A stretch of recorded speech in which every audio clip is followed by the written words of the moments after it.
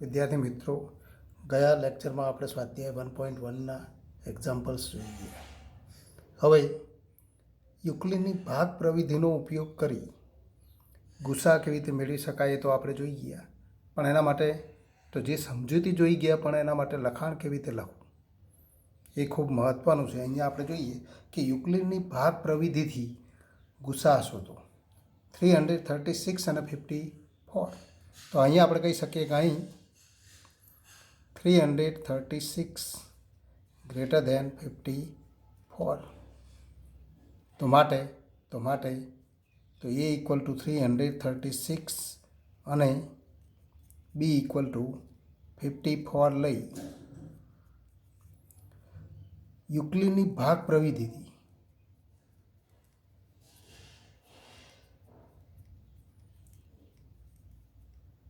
પ્રવિધિથી સીધું આપણે લખી શકીએ કે 336 ઇક્વલ ટુ, જો સંખ્યાઓ ખૂબ મોટી હોય તો એના માટે મૌખિક ગણતરી ન થાય. અહીંયા 336ને 54 વડે ભાગો તો ભાગાકાર મેળવી દેવાનો, શેષ પણ મેળવી દેવાનો. 336ને 54 વડે ભાગીએ. અહીંયા આપણે સમજીએ કે 336/54 5 અને અહીંયા 33 માટે તો 6 વડે તો ભાગાકાર ચાલશે, એટલે કે 6 × 5 તો 300, 6 × 4 એટલે કે 24, તો 324. અને માટે તો હવે તફાવત લઈએ તો અહીંયા તો 12 મળશે. માટે આપણે કહી શકીએ 50, તો 336 ઇક્વલ ટુ 54 × 6 પ્લસ તો 12.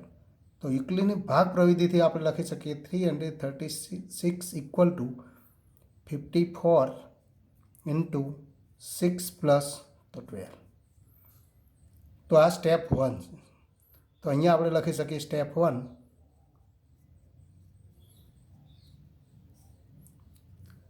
હવે આપણે જોઈએ કે અહીંયા આર તો 0 નથી, માટે સ્ટેપ 2. તો અહીંયા આપણે નક્કી કરવાનું છે, આપણે ગણતરી કરવાની, તો ગણતરીમાં દર્શાવવાની જરૂર નથી આર 0 થાય છે કે નથી થતો, પણ જો આર 0 હોય તો આપણને જવાબ મળે. તો સ્ટેપ 2 એની શરૂઆત કરવાની જરૂર રહેતી નથી, સીધો જવાબ મળી જાય.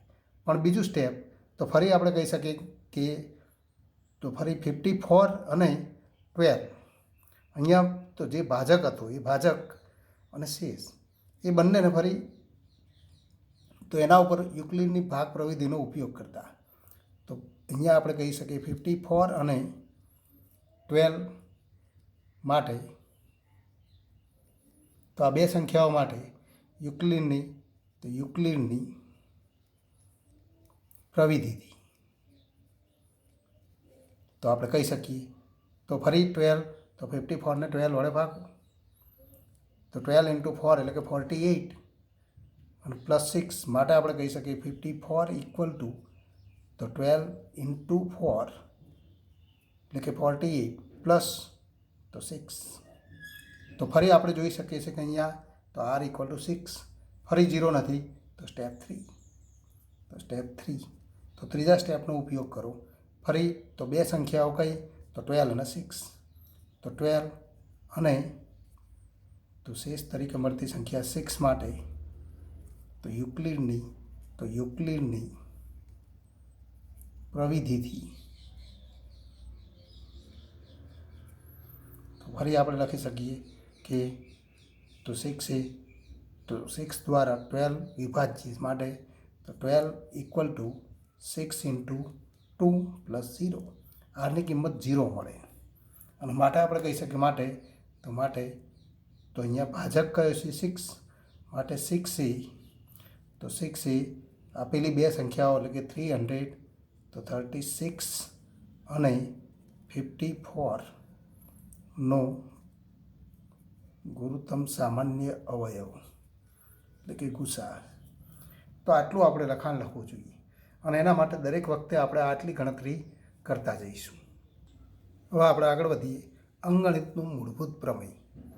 અંગણિતનું મૂળભૂત પ્રમેય એ ખૂબ મહત્ત્વનું, એના ઘણા બધા વિવિધ તો ઉપયોગો છે. એ ઉપયોગો આપણે એક્ઝામ્પલ્સમાં જોઈશું, પણ આપણે જાણીએ છીએ કે કોઈ પણ પ્રાકૃતિક સંખ્યા એના અવિભાજ્ય અવયવના ગુણાકાર રૂપે લખી શકાય. તો વિભાજ્ય સંખ્યાઓ આપણને આપેલી હોય તો એના માટે તો 2થી આપણે શરૂઆત કરી. 1 એ તો વિભાજ્ય કે અવિભાજ્ય નથી, પણ 2 ઇક્વલ ટુ 2 ઇન્ટુ 1, તો આવું આપણે લખી શકીએ 2 ઇક્વલ ટુ 2 ઇન્ટુ 1. આ જ રીતે તો 4 ઇક્વલ ટુ 2 ઇન્ટુ 2. આ જ રીતે 12 ઇક્વલ ટુ 3 ઇન્ટુ તો 4, પણ 4ને આપણે તો 2 ઇન્ટુ 2 દ્વારા લખી શકીએ. એનો અર્થ કે આને આપણે 3 ઇન્ટુ એમાં 2 બે વખત છે તો 2ના વર્ગ સ્વરૂપે લખી શકીએ. 3 ઇન્ટુ 2 સ્ક્વેર. એનો અર્થ કે અહીંયા આપણે જોઈ શકીએ છીએ કોઈ પણ સંખ્યા. આ જ રીતે 16 લખીએ તો 16 ઇક્વલ ટુ તો 2 ઇન્ટુ 2 ઇન્ટુ એટલે કે 2 રેઝ ટુ 4, તો 2ની 4 ઘાત. તો આમ કોઈ પણ સંખ્યા એને અવિભાજ્ય સંખ્યાઓના ગુણાકાર દ્વારા દર્શાવી શકાય, પણ 1 સિવાયની. 1ને એ રીતે દર્શાવી શકાય નહીં, કારણ કે 1 એ અવિભાજ્ય નથી, અને 1 અવિભાજ્ય નથી માટે તો 1 સિવાયની કોઈ પણ સંખ્યાને એના અવિભાજ્ય અવયવોના ગુણાકાર સ્વરૂપે દર્શાવી શકાય. પણ ખરેખર તો આ બધી વિભાજ્ય સંખ્યાઓ 2 સિવાય તો 3, અહીંયા 4થી શરૂઆત કરીએ તો 4થી શરૂઆત થતી સંખ્યાઓ વિભાજ્ય સંખ્યાઓ છે, અને આવી વિભાજ્ય 1 સિવાયની કોઈ પણ પ્રાકૃતિક સંખ્યા અને અવિભાજ્ય અવયવના ગુણાકાર સ્વરૂપમાં દર્શાવી શકાય. હવે તો આવી ખૂબ મોટી સંખ્યા આપેલી હોય તો એને પણ આપણે અવિભાજ્ય અવયવો દ્વારા દર્શાવી શકીએ છીએ, અને આવી અવિભાજ્ય સંખ્યાઓના ગુણાકાર દ્વારા ઘણી બધી સંખ્યાઓનું નિર્માણ કરી શકાય. એટલે કે અસંખ્ય સંખ્યાઓ મળે. 2 અવિભાજ્ય સંખ્યાઓનો ગુણાકાર કરીએ તો બીજી કોઈ એક કોઈ સંખ્યા મળે. આમ અવિભાજ્ય સંખ્યાઓના ગુણાકારથી ઘણી બધી સંખ્યાઓ મળે, અસંખ્ય સંખ્યાઓ મળે. તો બધી જ સંખ્યાઓને એ રીતે દર્શાવી શકાય કે મેળવી શકાય. તો એવી બધી જ સંખ્યાઓને આપણે મેળવી ન શકીએ, પણ આપણે જોઈએ કે કોઈ પણ સંખ્યા, ખૂબ મોટી સંખ્યા આપણને આપેલી હોય તો એને તો આ પ્રમાણે અવિભાજ્ય અવયવ દ્વારા દર્શાવી શકાય છે કેમ.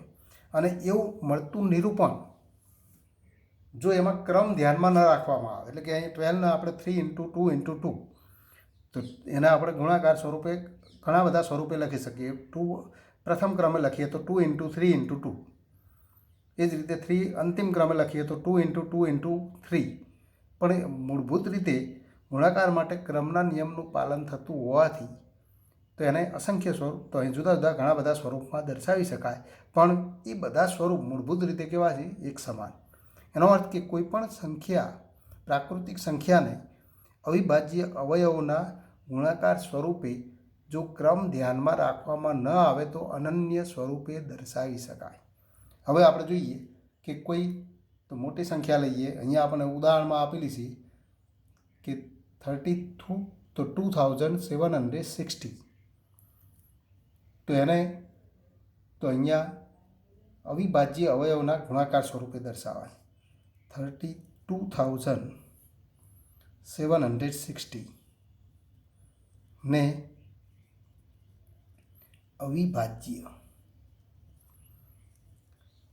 અવયવોના ગુણાકાર સ્વરૂપે દર્શાવો.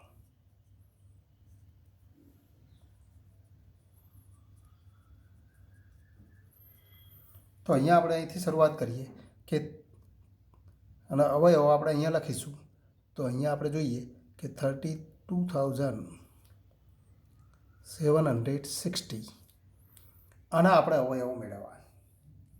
અવિભાજ્ય અવયવ તો 2થી શરૂઆત કરીએ. નાનામાં નાનો અવિભાજ્ય અવયવ 2 હોય. આ સંખ્યા 2 વડે વિભાજ્ય થાય કે કેમ? તો 2 વડે વિભાજ્ય સંખ્યાઓ માટે આપણે જાણીએ કે એનો એકમનો અંક એ યુગ્મ અંક હોય, એટલે કે 0, 2, 4, 6 કે 8 હોય તો એ 2 વડે વિભાજ્ય થાય.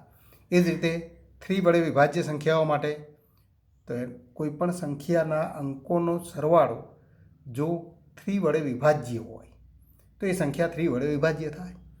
તો આવી આપણે કેટલીક તો વિભાજ્ય સંખ્યાઓ માટેની ચાવીઓ જોઈ ગયા છે. એ જ રીતે 5 વડે વિભાજ્ય સંખ્યા માટે તો એનો એકમનો અંક 0 કે 5 હોય. તો અહીંયા આપણે એ સંખ્યા માટે ગણતરી તો એ પ્રમાણે આપણે કરીશું. તો અહીંયા ભાગાકારનું જે સ્વરૂપ છે એ જ પ્રમાણે આપણે અહીંયા તો ક્રમશઃ ઘટકો લખીશું. પહેલાં આપણે તો 2 લખીએ. અહીંયા આપણને કોષ્ટક આપેલું છે પણ આપણે આ પ્રમાણે લખીશું 2 વડે ભાગો. 2 વડે ભાગીએ તો આપણે જોઈ શકીએ કે તો 2 વડે વિભાજ્ય છે કારણ અંતિમ અંક યુગ્મ અંક છે. 2 વડે ભાગીએ તો 6 તો ફરી તો 1 × 2 એટલે કે 2 12 તો 6 6 × 2 એટલે કે 12 ફરી તો અહીંયા તો 16 × 2 32 ફરી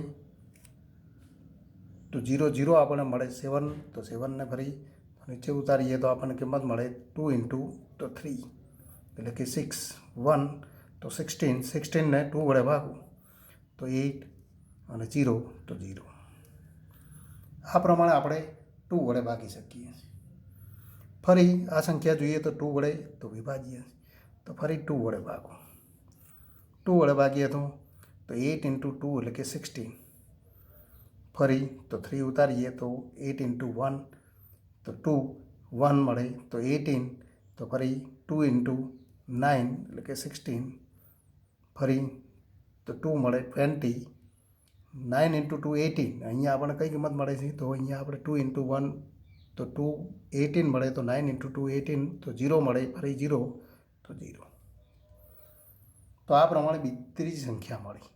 ફરી આને 2 વડે ભાગો તો 2 વડે વિભાજ્ય તો 2 વડે ભાગો તો 4 × 2 એટલે કે 8 0 મળે 1 ઉતારીએ તો ફરી ભાગાકાર ન ચાલે તો 0 ફરી 9 ઉતારીએ તો 19 મળે પણ 2 × 9 × 2 એટલે કે 18 તો ફરી 1 મળે 0 તો 5. તો આ પ્રમાણે 4095 આ મૌખિક ગણતરી આપણે કરી શકીએ છીએ. ફરી આપણે જોઈએ હવે તો એકમનો અંક તો 2 વડે વિભાજ્ય યુગ્મ નથી એટલે કે 2 વડે વિભાજ્ય નથી તો હવે 2 વડે ભાગાકાર ચાલશે નહીં. તો ફરી તો આ અંકોનો સરવાળો કરો તો 5 + 4 9 9 + 9 18 18 એ 3 વડે વિભાજ્ય છે માટે તો ફરી આ સંખ્યા 3 વડે વિભાજ્ય થાય એ આપણે નક્કી કરી શકીએ છીએ માટે તો 3 વડે ભાગો. જો 3 વડે વિભાજ્ય ન હોય તો ફરી 4 માટે પ્રયત્ન કરો 6 5 માટે 6 માટે 7 માટે એ પ્રમાણે આપણે તો ક્રમશઃ આગળ વધવાનું. તો ફરી આપણે જોઈએ તો 3 વડે ભાગો. 3 વડે ભાગીએ તો 3 × 1 એટલે કે 3 1 તો 1 બાદબાકીમાં મળે તો ફરી 0 ઉતારીએ તો 10 તો 3 × 3 એટલે કે 9 1 મળે તો 19 ફરી 6 × 3 એટલે કે 18 1 મળે 15 તો 3 × 5 તો 15.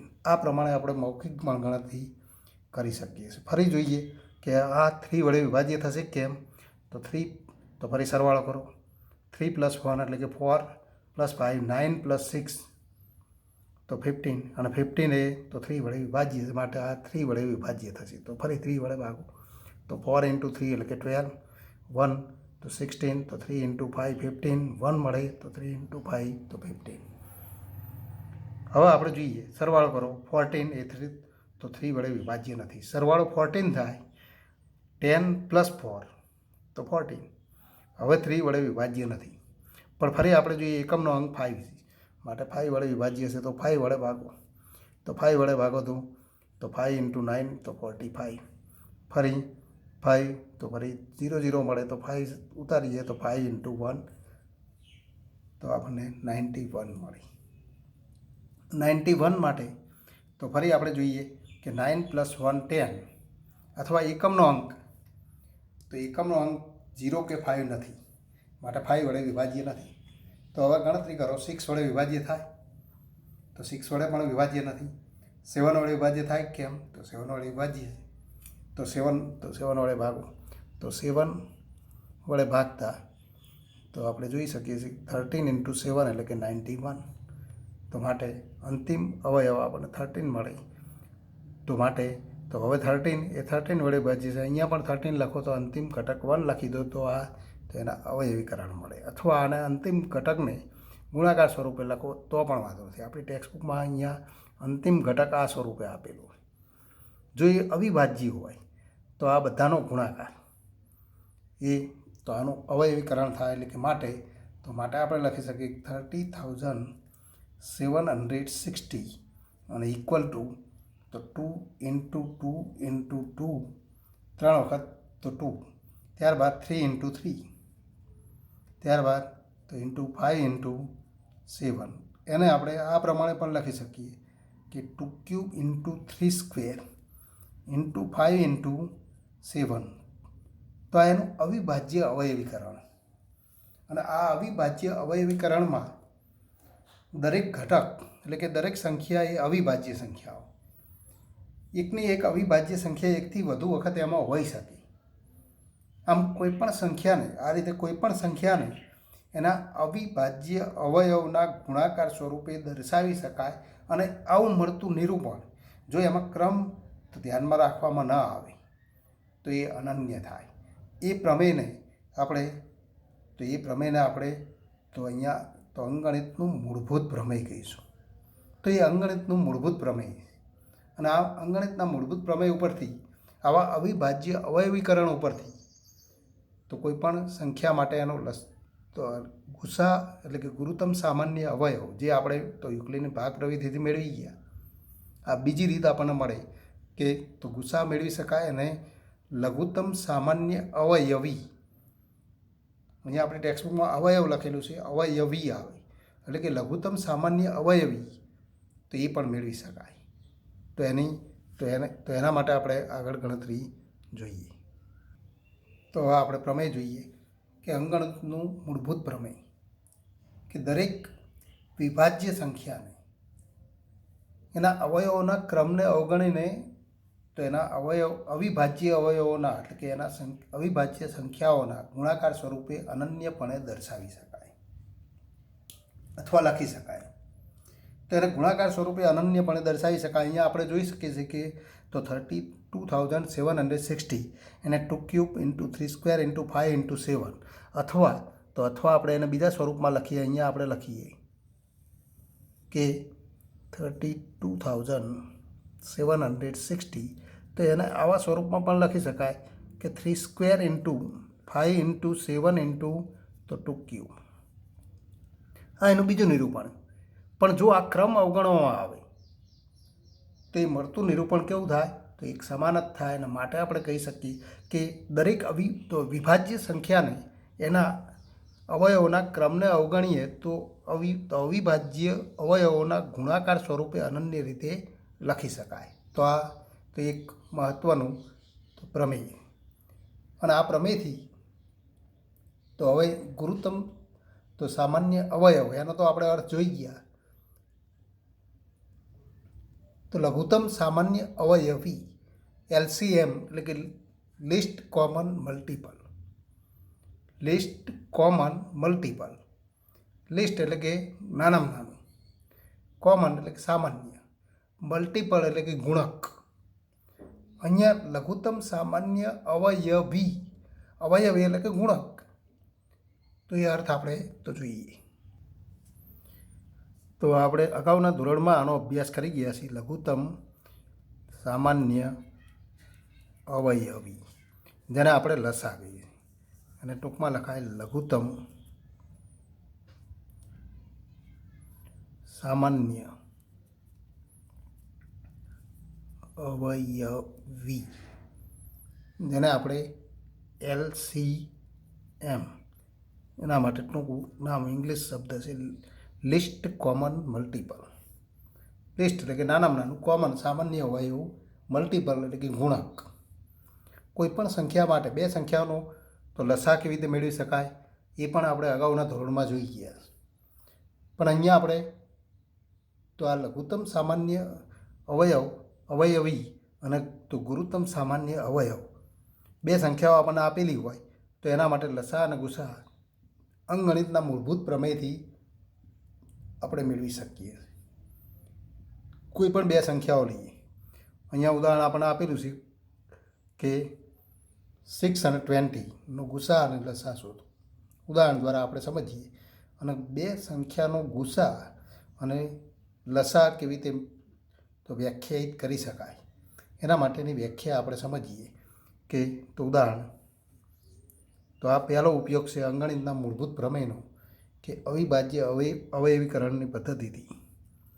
તો અહીંયા આપણને પ્રશ્ન પરીક્ષામાં તો આ રીતે આપેલું છે કે અવિભાજ્ય અવયવીકરણ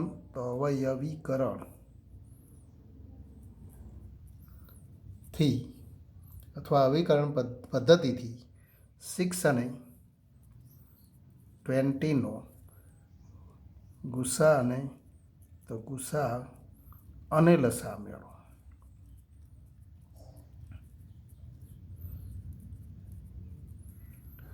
અવિભાજ્ય અવયવીકરણ પદ્ધતિથી એટલે કે તો અહીંયા તો આપણે જોઈ ગયા કે સંખ્યા તો અંગણિતના મૂળભૂત પ્રમેયથી એટલે કે સંખ્યાને અવિભાજ્ય અવયવોના ગુણાકાર સ્વરૂપે અનન્યપણે દર્શાવી શકાય. તો એનો ઉપયોગ કરીને આપણે આ તો ગુસા અને લસા મેળવીશું. યુક્લિડની ભાગ પ્રવિધિથી આપેલી હોય તો અગાઉ જોઈ ગયા એ રીતે આપણે ગણતરી કરીશું. હવે અહીં જોઈએ તો અહીં તો 6ને એના અવિભાજ્ય અવયવીકરણ સ્વરૂપે દર્શાવતા તો આપણે કહી શકીએ 6 તો અહીં 6 ઇક્વલ ટુ તો 2 × 3 2⁻1 × 3⁻1 અને 20ને તો 20 ઇક્વલ ટુ તો આપણે લખી શકીએ 10 × 2 પણ 10 ઇક્વલ ટુ 5 × 3 એટલે કે 2 × 3 × 5.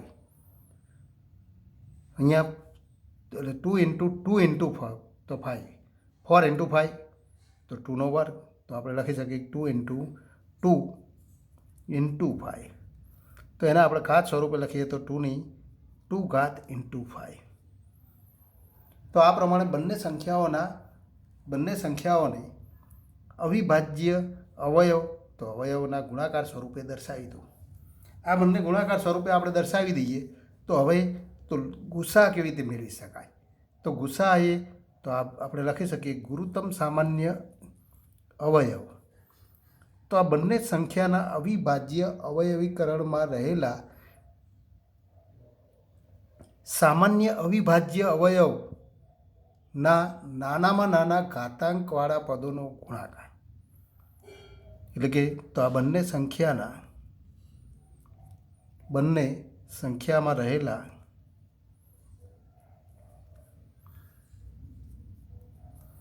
સામાન્ય અવિભાજ્ય અવયવના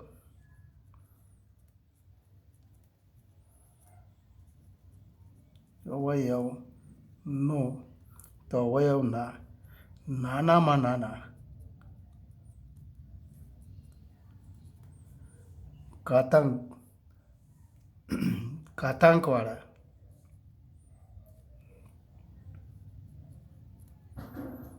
પદોનો ગુણાકાર.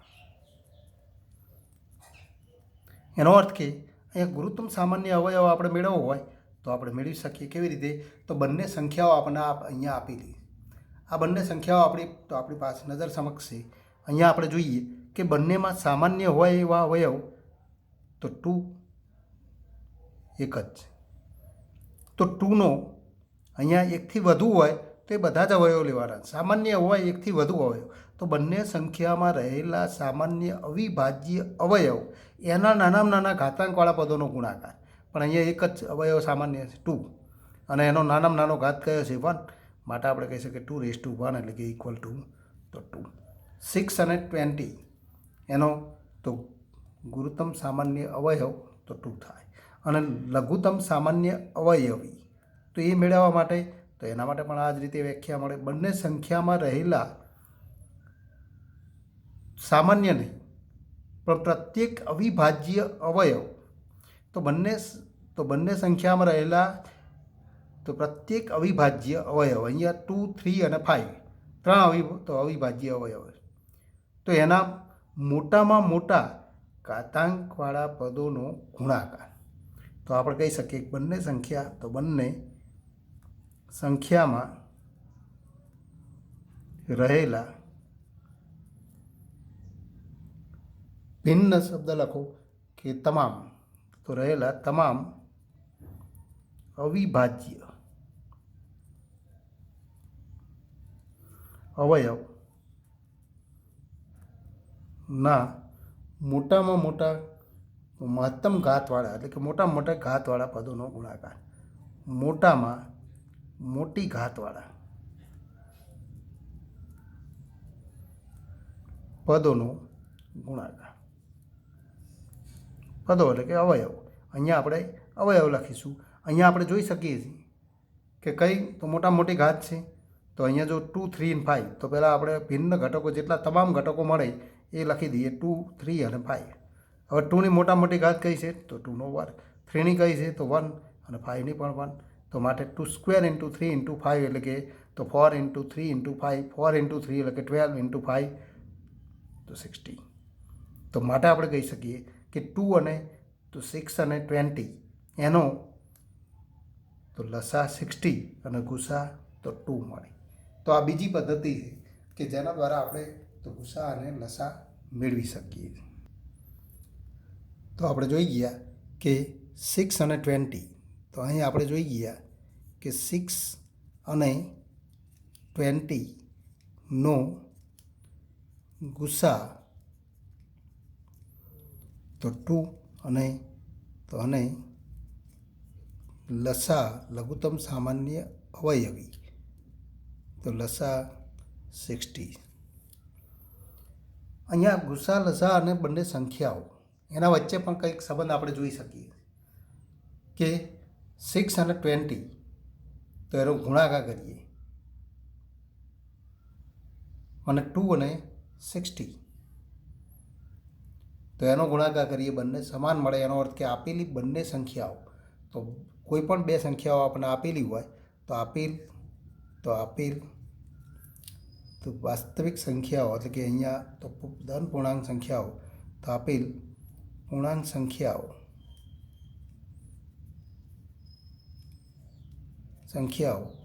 એ અને તો બી માટે તો એક બીજું અગત્યનું પરિણામ મળે. તો આપેલ પૂર્ણાંક સંખ્યાઓ એ અને બી માટે તો ગુસા ગુરુત્તમ સામાન્ય અવયવ ગુસા એ બી જેને આપણે આ પ્રમાણે લખી શકીએ ગુસા એ બી ઇન્ટુ લસા એ બી એ અને બીનો લસા. તો ગુસા અને લસાનો ગુણાકાર એ બંને સંખ્યાના ગુણાકાર બરાબર થાય. અહીંયા આપણે જોઈ શકીએ છીએ કે 6 ઇન્ટુ 20 ઇક્વલ ટુ 2 ઇન્ટુ 60. અને માટે તો જ્યારે તો કોઈ બે સંખ્યા માટે એનો ગુસા આપણે જાણતા હોય તો લસા સીધું મેળવી શકાય કે ગુસા ઇક્વલ ટુ તો બે સંખ્યાનો ગુણાકાર અપોન તો બે સંખ્યાનો લસા. એ જ રીતે લસા ઇક્વલ ટુ તો બે સંખ્યાનો ગુણાકાર અપોન બે સંખ્યાનો તો ગુસા. તો આ એક અગત્યનું તો પરિણામ મળે. તો આ પરિણામ પણ મહત્ત્વનું છે. હવે આપણે આગળ વધીએ કે અવિભાજ્ય તો અહીંયા તો અવિભાજ્ય અવયવીકરણથી ગુસા અને લસા માટેના તો કેટલાક તો સ્વાધ્યાયના દાખલાઓ જોઈએ. સ્વાધ્યાય 1.2 સ્વાધ્યાય 1.2માં પહેલો દાખલો જોઈએ. Example number 1. કેટલાક દાખલાઓ આપણે જોઈશું, બધા દાખલાઓ નહીં જોઈએ, પણ દરેક સંખ્યાને તો નીચેની દરેક સંખ્યાને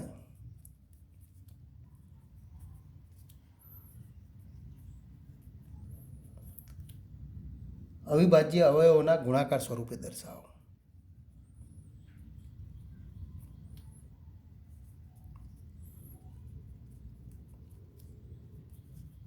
ગુણાકાર સ્વરૂપે દર્શાવો. પહેલી સંખ્યા લઈએ 140 અને ત્રીજી સંખ્યા લઈશું 3825. તો આના માટે આપણે ગણતરી કરીએ. પહેલી સંખ્યા માટે આપણે ગણતરી કરીએ 140. તો 140 એના માટે તો અવિભાજ્ય અવયવીકરણથી અવયવ મેળવવા માટે આમ તો આપણે સીધી ગણતરી મૌખિક પણ કરી શકીએ છીએ. એના માટે તો આવા ભાગાકાર લખવાની જરૂર નથી, પણ સીધી રીત જોઈએ તો આવા તો પ્રશ્નો માટે 140 ઇક્વલ ટુ 14 ઇન્ટુ તો 10. અને જે ભાગાકારની રીત જોઈ ગયા એ પ્રમાણે ગણતરી કરવી હોય તો પહેલાં 2 વડે ભાગો. 2 વડે તો વિભાજ્ય. તો નાની સંખ્યાથી શરૂઆત કરીએ. અહીંયા નાની સંખ્યાથી શરૂઆત કરવી પણ જરૂરી નથી. 5 વડે વિભાજ્ય છે તો 5 વડે ભાગીને પણ ગણતરી કરી શકાય. ગણિતમાં તો એક દાખલો અલગ કોઈ પણ રીતે ગણતરી કરો, એમાં કોઈ વાંધો નથી, પણ એનું અવિભાજ્ય અવયવીકરણ માટે રીત આપણને ખ્યાલ હોવી જોઈએ. 2 વડે ભાગો તો અહીંયા આપણે કહી શકીએ કે 7 ઇન્ટુ તો 2 એટલે કે 40, ફરી 0 તો ભાગાકાર ન ચાલે તો 70 એટલે કે તો 140/2 એટલે કે 70, ફરી 2 વડે ભાગો તો 35. હવે આપણે જોઈ શકીએ 2 વડે વિભાજ્ય નથી તો 5 વડે ભાગો તો 5 ઇન્ટુ 7, ફરી તો 7 તો 1 અને ત્યારબાદ આનો ગુણાકાર કરો. અહીંયા 7 રાખો તો આ ઘટક સાથે આપણે ગુણાકારમાં લેવાનો છે. આ 3 ઘટક અને 7 7ને અહીંયા 7 વડે વિભાજ્ય કરો તો અંતિમ ઘટક 1 લાવી દો તો પણ વાંધો નથી. તો આ એના અવિભાજ્ય અવિકરણ 2 ઇન્ટુ 2 ઇન્ટુ 5 ઇન્ટુ 7. તો જે આપણને અહીંયા પણ મળશે કે ઇક્વલ ટુ તો 7 ઇન્ટુ 2 ઇન્ટુ તો 2 ઇન્ટુ 5 અને માટે આપણે લખી શકીએ ઇક્વલ ટુ 2નો વર્ગ ઇન્ટુ 5 ઇન્ટુ 7. તો 140 ઇક્વલ ટુ તો આ નિરૂપણ મળે જે એનું અવિભાજ્ય અવિકરણ. આ જ રીતે તો બીજો ઘટક જુઓ 3825. તો બીજા દાખલા માટે આપણે ગણતરી કરીએ. Example number 2. તો જે માગેલ અહીંયા આપણે લખી શકીએ જે માગેલ અવિભાજ્ય અવયવનો ગુણાકાર છે. માગેલ ગુણાકાર માગેલ સ્વરૂપ છે ગુણાકાર સ્વરૂપે અવિભાજ્ય સંખ્યાઓના ગુણાકાર સ્વરૂપે. હવે 3825 આના આપણે 5 વડે ભાગી શકીએ. જુઓ સીધી ગણતરી કરવી હોય તો 5 વડે ભાગો અને ત્યારબાદ ભાગાકાર કરતા જાઓ. અને તો સીધી ગણતરી કરવી હોય તો 2 વડે વિભાજ્ય થશે નહીં. 3 વડે વિભાજ્ય થાય કેમ તો 5 + 2 7, 7 + 8 તો 15, 15 + 3 18 માટે તો 6 વડે વિભાજ્ય છે. માટે તો 3 વડે વિભાજ્ય 18 ને 3 વડે વિભાજ્ય હોવાથી 6 ઇન્ટુ 3 એટલે કે 18 માટે તો આ 3 વડે વિભાજ્ય. તો ભાગાકારની રીતના ઉપયોગ કરીને ગણતરી કરો 3 વડે તો વિભાજ્ય થાય અને 5 વડે ભાગીને ગણતરી કરો તો 5 ઇન્ટુ જુઓ આ પ્રમાણે પણ ગણતરી કરી શકાય. 5 ઇન્ટુ 5 વડે ભાગીએ તો 5 ઇન્ટુ 7 એટલે કે 35. તો 7 ઇન્ટુ 5 35, ફરી 3 તો 3 વધશે 3 ઇન્ટુ 2 32 એટલે કે 5 ઇન્ટુ 6 તો 30. 2 વધે તો ફરી 5 ઉતારો 25 થાય તો 5. આ પ્રમાણે આપણે ગુણાકાર કરી શકીએ. ફરી આપણે જોઈએ અંતિમ અંક 5 છે માટે 5 વડે વિભાજ્ય છે. તો ઇક્વલ ટુ આપણે ફરી લખી શકીએ ઇક્વલ ટુ 5 ઇન્ટુ 5 વડે વિભાજ્ય છે તો 5 ઇન્ટુ 1 એટલે કે 5, 2 વધે 26 તો ફરી 5 ઇન્ટુ 5 25, 1 વધે 15 તો 5 ઇન્ટુ 3 તો 5 ઇન્ટુ તો 5 તો હતા જ 5 ઇન્ટુ 135 એટલે કે 153 ઇક્વલ ટુ 600 તો 765 અને ઇક્વલ ટુ તો 5 ઇન્ટુ 5 ઇન્ટુ હવે 153. તો 153 માટે જો 2 વડે વિભાજ્ય થાય ન થાય 3 વડે વિભાજ્ય થશે કે કેમ તો 3 વડે તો 5 + 3 8 + 1 9 માટે 3 વડે વિભાજ્ય. તો 3 વડે તો ભાગો તો ઇન્ટુ તો 3 ઇન્ટુ તો આ 3 વડે વિભાજ્ય થાય તો 5 અને 1 તો 5 ઇન્ટુ 3 એટલે 15, 1 ઇન્ટુ 3 3 તો 51 મળે. ફરી તો એ પણ 3 વડે વિભાજ્ય છે 5 ઇન્ટુ 5 ઇન્ટુ 3 ઇન્ટુ તો ફરી આ તો 3 વડે વિભાજ્ય છે 3 ઇન્ટુ તો 17. તો આ બધા અવિભાજ્ય અવયવ મળી ગયા માટે આપણે એને લખી શકીએ કે તો ઇક્વલ ટુ તો 3825 equal to 3 square into 5 square into 17. તો જે માગેલ તો જે આપણે લખી શકીએ માગેલ અવિભાજ્ય અવયવનો ગુણાકાર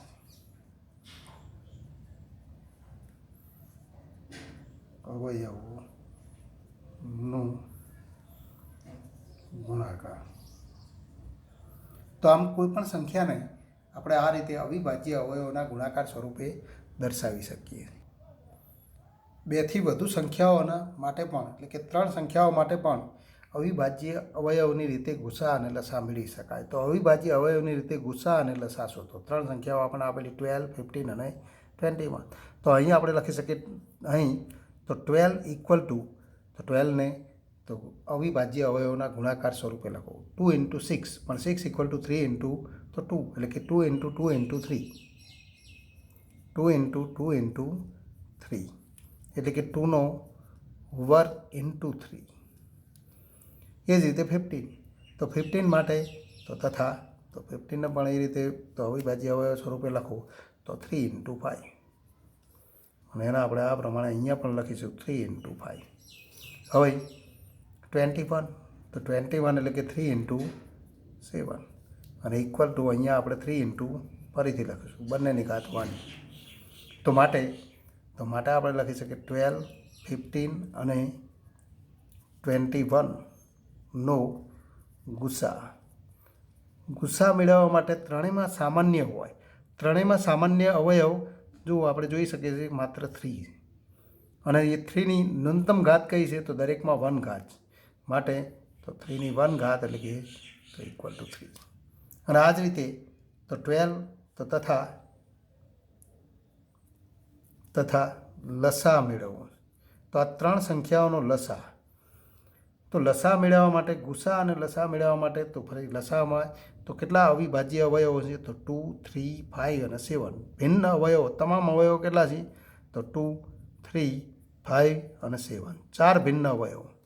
એમાં તો 2ની મહત્તમ ઘાત તો 2ની મહત્તમ ઘાત 2, 3ની મહત્તમ ઘાત તો ત્રણેયમાં 3ની 1 જ ઘાત છે તો મોટા મોટી ઘાત 1 જ મળે તો 3:1. 5ની પણ મહત્તમ ઘાત 1 અને 7ની પણ મહત્તમ ઘાત 1 માટે તો આ ગુણાકાર થાય 4 ઇન્ટુ 3 ઇન્ટુ 5 ઇન્ટુ 7 એટલે કે 4 ઇન્ટુ 3 એટલે કે 12, 12 ઇન્ટુ 5 તો 60, 60 ઇન્ટુ 7 તો 420 તો 420 માટે આપણે કહી શકીએ કે આ ત્રણ સંખ્યાઓનો ગુસા 3 અને તો અહીંયા તો લસા 420. આમ કોઈ પણ ત્રણ સંખ્યાઓ આપણને આપેલી હોય એ ત્રણ સંખ્યાઓ માટે આપણે આ ગણતરી કરી શકીએ. પણ ફરી ત્રણ સંખ્યાઓ માટે આપણે જોઈએ કે બે સંખ્યાઓ માટે આપણે આ અર્થ જોઈ ગયા કે આપેલ બે પૂર્ણાંક સંખ્યાઓ અહીંયા આપણે તો આપેલ બે પૂર્ણાંક સંખ્યાઓમાં a અને b માટે આવા અર્થ જોઈ ગયા. પણ ત્રણ સંખ્યાઓ માટે એવું થાય છે કેમ ત્રણ સંખ્યાનો ગુસા અને લસાનો ગુણાકાર એ ત્રણેય સંખ્યાના ગુણાકાર બરાબર થાય તો એ ત્રણેય સંખ્યાના ગુણાકાર બરાબર થતો નથી. 420 ઇન્ટુ તો 3 is not equal to 12 into 15 into 21. એટલે કે ત્રણ સંખ્યાઓ માટે આ જે તો ગુસા AB ઇન્ટુ લસા AB equal to A into B તો એ નિયમ ત્રણ સંખ્યાઓ માટે સાચો રહેતો નથી. હવે આગળ વધીએ. એક્ઝામ્પલ 5.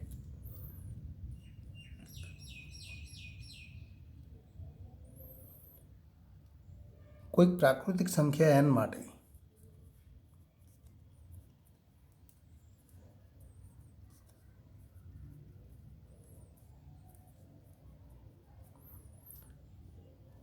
(6) નો અંતિમ અંક શૂન્ય થાય છે કે નહીં તે ચકાસો.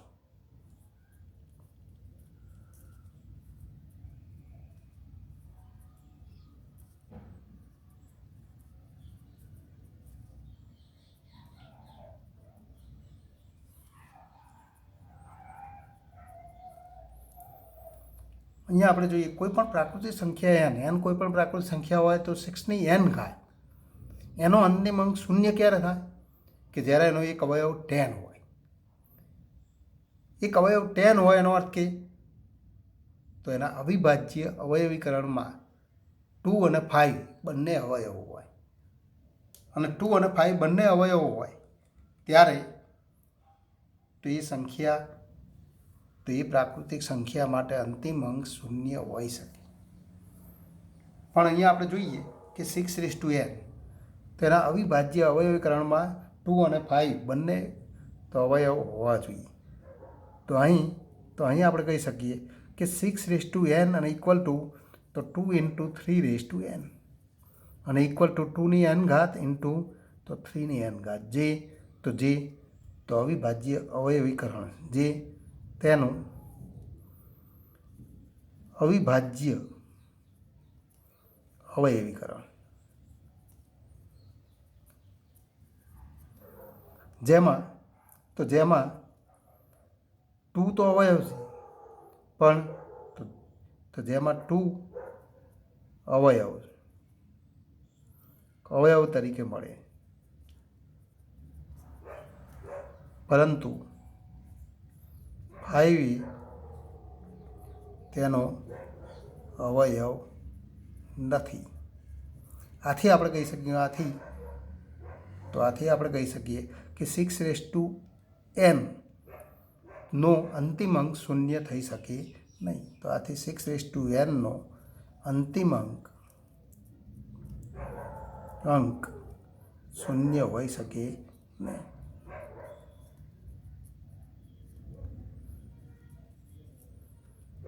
જે સંખ્યાનો અંતિમ અંક શૂન્ય હોય તેના અવિભાજ્ય અવયવીકરણમાં 2ની કોઈ ઘાત અને 5ની કોઈ ઘાત હોય છે, પણ 2 અને 5ની ઘાત તો મળવી જોઈએ. 2ની 1 ઘાત હોવી જોઈએ કે 5ની ગમે તે ઘાત હોય, પણ બેમાંથી બંનેની 1 ઘાત તો હોવી જ જોઈએ. એથી મોટી ઘાત હોય તો કોઈ વાંધો નથી, પણ 2ની કોઈ ઘાત અને 5ની કોઈ ઘાત હોય છે. પણ અહીંયા આપણે જોઈ શકીએ 2ની n ઘાત છે, પણ 5ની કોઈ ઘાત નથી. જો 5 એક તો એ 5ની 1 ઘાત જેવો કોઈ એક અવયવ મળી જાય તો આપણે કહી શકીએ અંતિમ અંક શૂન્ય હોઈ શકે. પણ અહીંયા 5 એના અવયવ તરીકે નથી, માટે એનો અંતિમ અંક શૂન્ય હોઈ શકે નહીં.